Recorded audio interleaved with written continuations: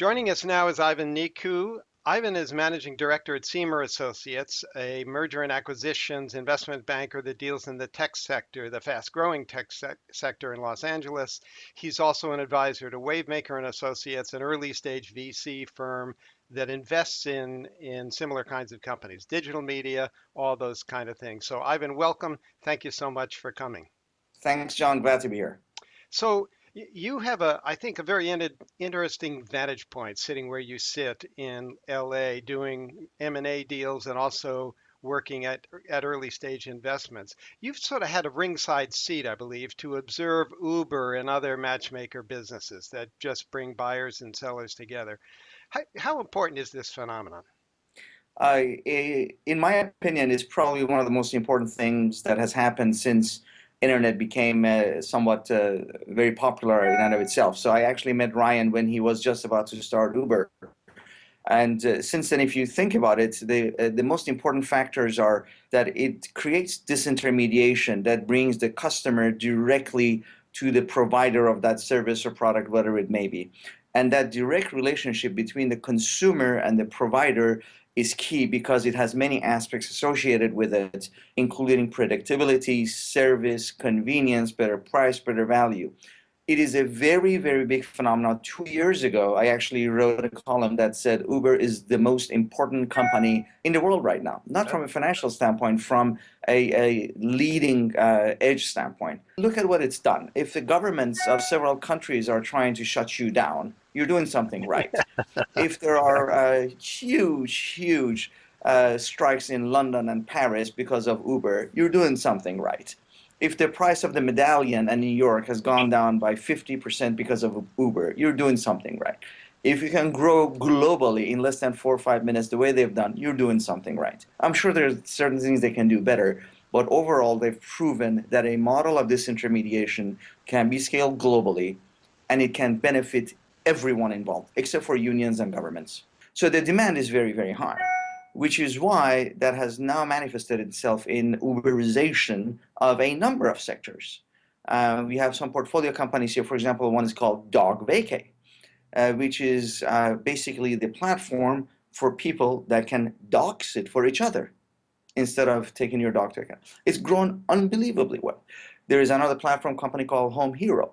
It's the platform for elderly care, and the list goes on and on. So the fact that that model has worked well and has scaled to the size that it has compelled people to try to apply that model to other sectors. Some successfully, some not.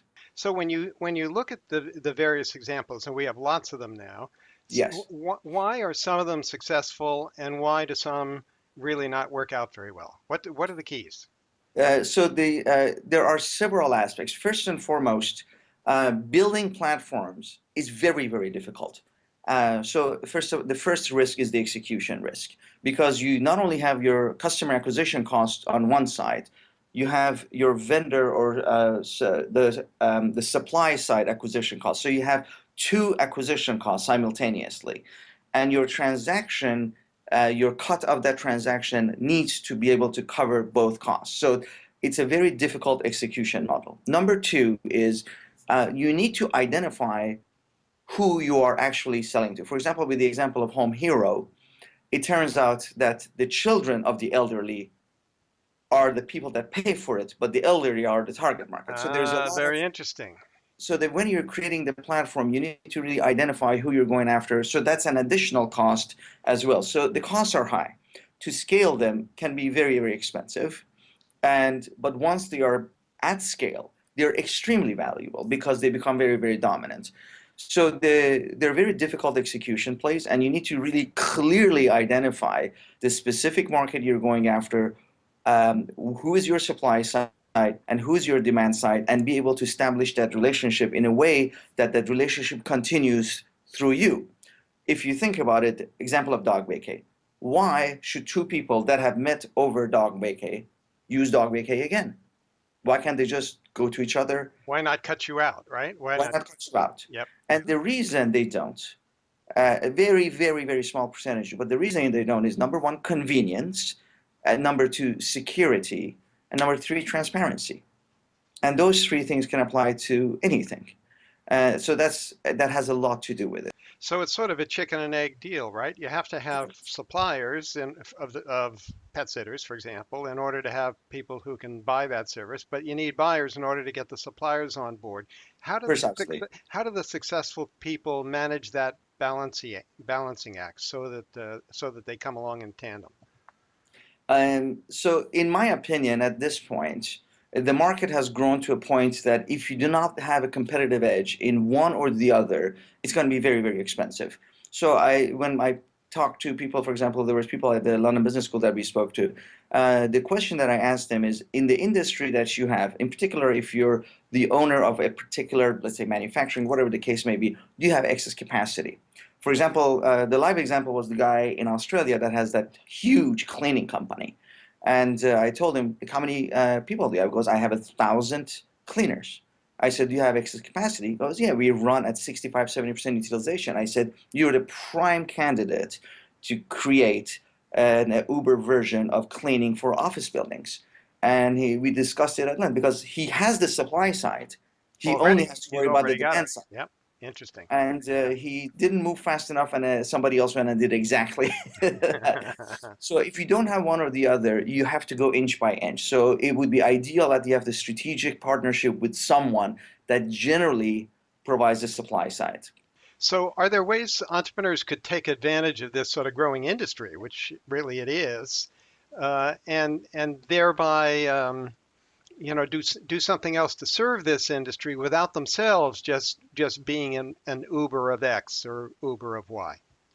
There are absolutely. So there's a few things. Number one, as the industry matures, like anything else, there are subsegments of it that are developing. For example, if you take again the taxi business where you have Uber and Lyft that are very, very dominant, now you have subsectors that are very, very specific. So in Los Angeles, there's one that just started a while ago. It's called Hopscotch and something else, which is Uber for children. So moms, it's done in a very secure way where only moms can drive kids, but it's literally Uber for children that have, because in LA you have to drive everywhere. So there is subsectors that are becoming viable businesses themselves because now the market is, you don't have to create the market. The market has already been created. People are used to using it.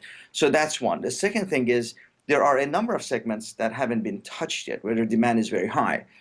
Lots in financial services, lots in insurance, still in emerging economies, the number of these kinds of companies coming up is enormous. For example, tons of delivery companies are being funded in India and in China. Huge, huge numbers. And they're being funded in big, big numbers as well. Will they all survive, or will there be a shakeout and only a single winner will take all? It won't be a single winner, but I think in every geography you're going to have two or three dominant players and three or four second tier players. The issue becomes the valuation of these people because if you are not one of the top three, four, it's going to be very hard for you to raise money, which means you're not going to be able to scale as fast, which means you're not going to have the best people, which means at some point you will be rolled up and the consolidation will begin. And I think to a certain degree the consolidation has begun.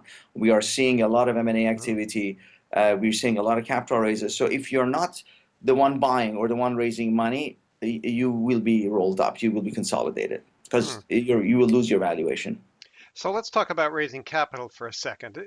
As you know, the subject of this MOOC is how to start and finance and grow a business without venture capital, at least in the early stages. And you and I have both talked to companies who've done Uber-like things, and at the very beginning, they're able to get some customers and they're able to get some suppliers without spending any capital. But at some point, then they say, "Gee, I've got something here. Maybe I should go raise capital." How do you know when you should do that?